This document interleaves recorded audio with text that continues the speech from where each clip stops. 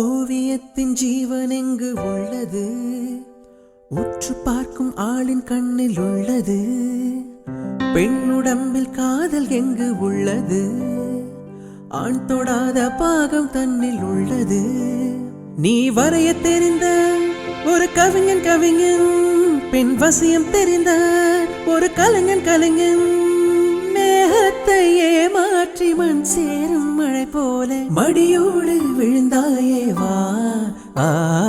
பூவாசம் புறப்படும் பெண்ணே, நான் பூ வரைந்தால் தீ வந்து விரல் சுடும் கண்ணே, நான் தீ வரைந்தால் உயிரல்லதெல்லாம் உயிர் கொள்ளும் என்றால் உயிருள்ள நானோ என்னாகுவே?